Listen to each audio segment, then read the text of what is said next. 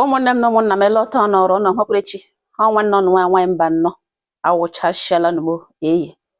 Ụmụnne m ka m gaa straight to the point. Ụdịrị vidio n'ugbo na-emebuole m ya some time ago, mana ihe yiri ya bịacha kwara ọzọ just yesterday. Otu nwanne anyị nwoke kpọrọ m na phone sị m nwaanyị mba nnọ m za ya si ya dị confused na ihe a nọ n'elu mgbagwoju anya amaghị what to do, na mbiko na m lederele ihe n'ugbo enyi nsọngịrị nna m ya sị na nne na nna ha mụrụ ha adụghị ụmụ nwoke anọ, ụmụ nwaanyị atọ, dịka nwaanyị alụchakwala n'di ya nwa nwoke osoge diọkpara. Then nke diọkpara nne ya kpatara ego, na ọ kpatara ego o butere ego mbute,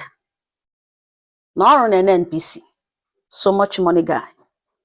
mana enwe ụlọ ọrụ n'ụlọ ha ka o ji arụ n'ụlọ ala mbike ya enwe ihe ọrụrụ dị ya, nwekwana ka ọrụrụ onwe enwe ka ọrụrụ nna ya.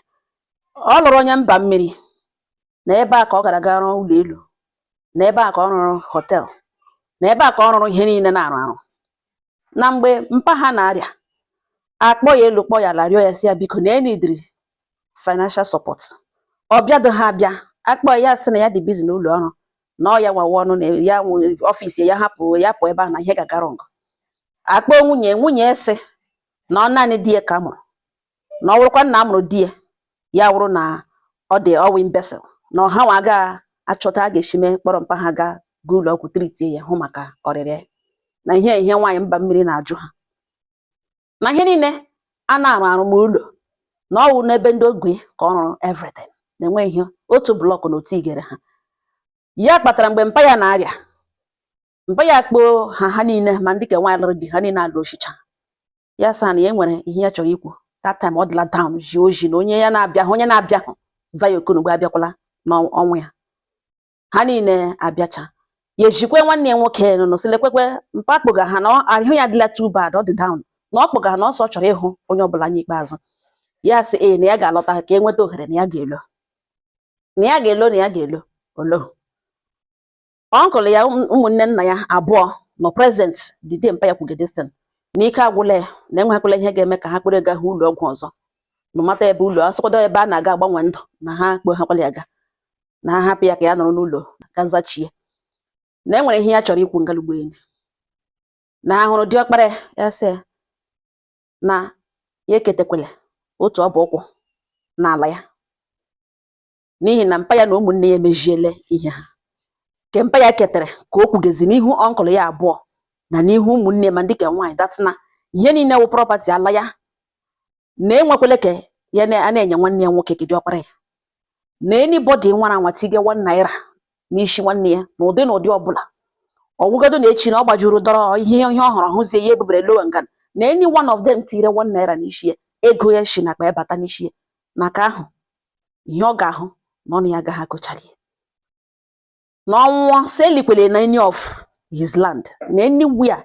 anybody gara aga were ozi ya dọga n'ala ya, ala ọbụla wụ ala ya ketere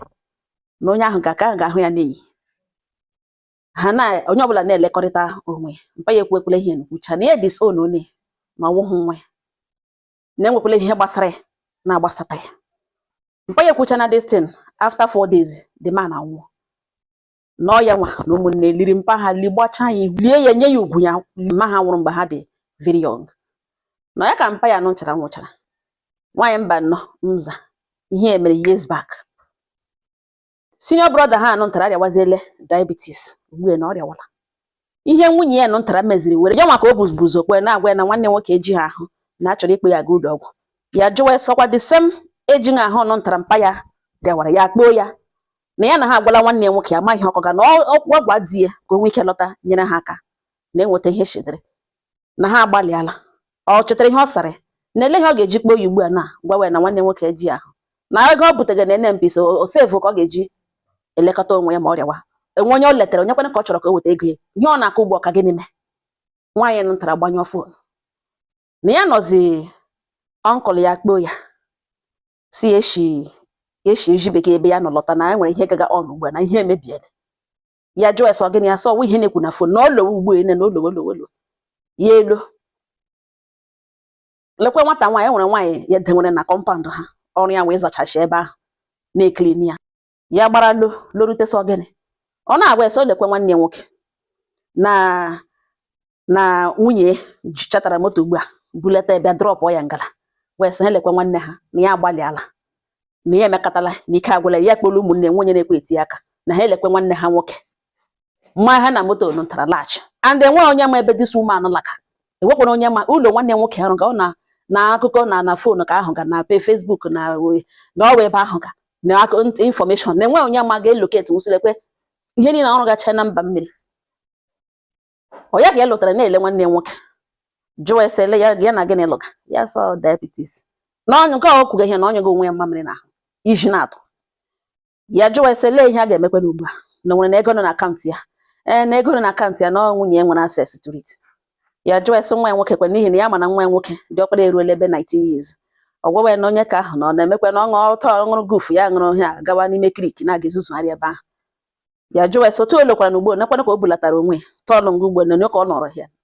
ya sị na ya dị sọrị na ya biko ekwekwele ya nwụ ya gwa esi ya na mgbe ya kpegara na nna ha chọrọ ikwuru ha okwu ikpeazụ na ọwụ na ọ lọtara that time bịa rịọ nna ha na okwu nna ha kwuru n'isi ya ọ gaghị ekwu ya na ọka ya gwa ya ihe papa ha kwuru n'isi ya ọ sị na ha etikwele 1 naira na ihe ọbụla gbasara ya na ya disown onye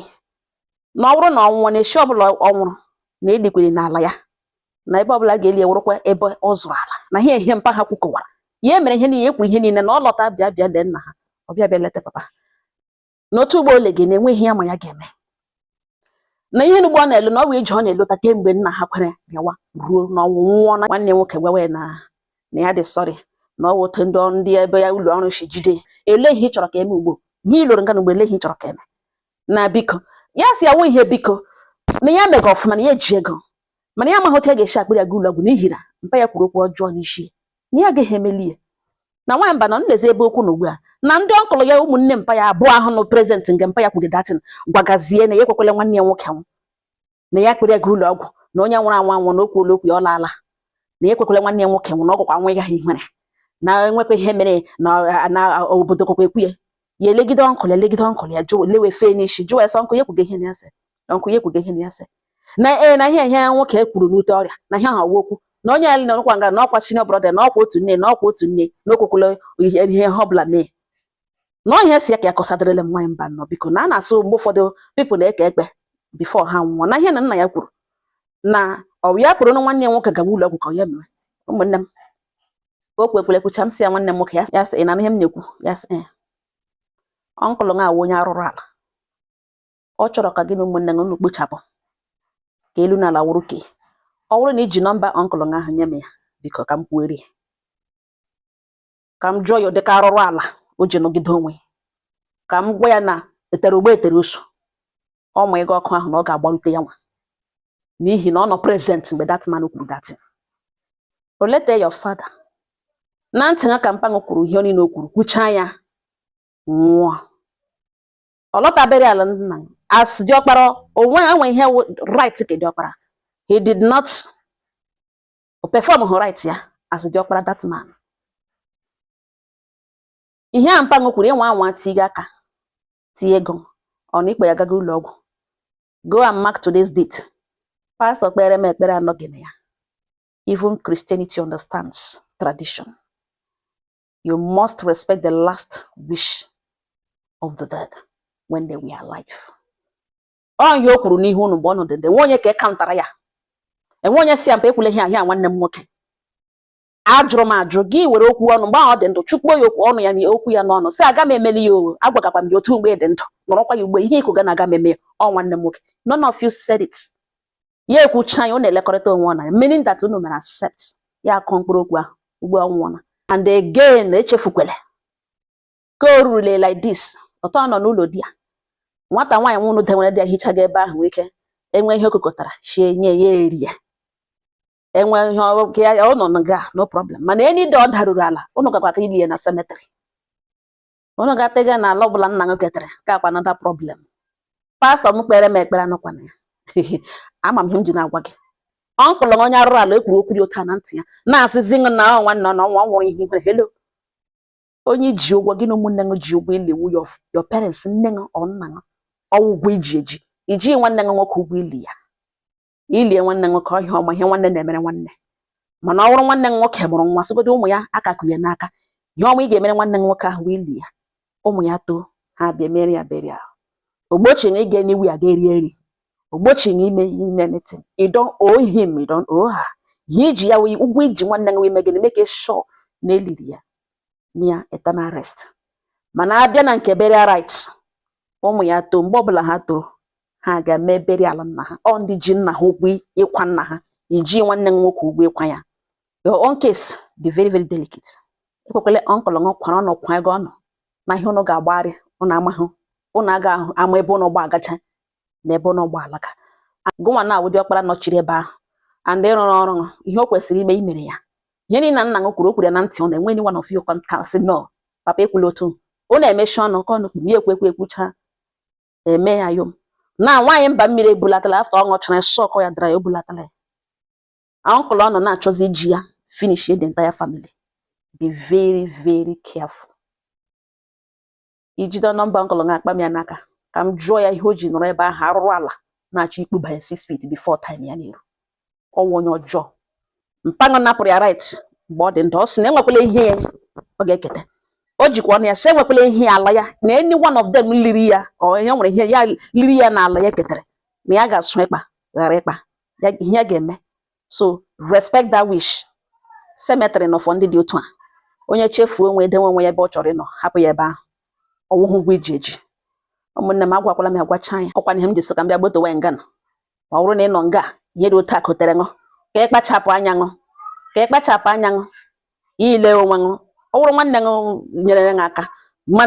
mara mee nwanne mara mee nne na nna kpata ego ọnwa akpụta ya ụnụ ga-apụta apụta. Mana ka ahụ chefuru onwe na-amahụ nwanne ya nwụọ ọwụ na o ji nwaanyị ji ụmụ ya too a ga-akwa nna ha. Ịchọkwa n'ime na iji ego nọ no problem, mana ọwụghị ụgwọ eji eji. That is the point I'm making. Ọ nga ọha nọ m n'ọnụ dodere ọnụ.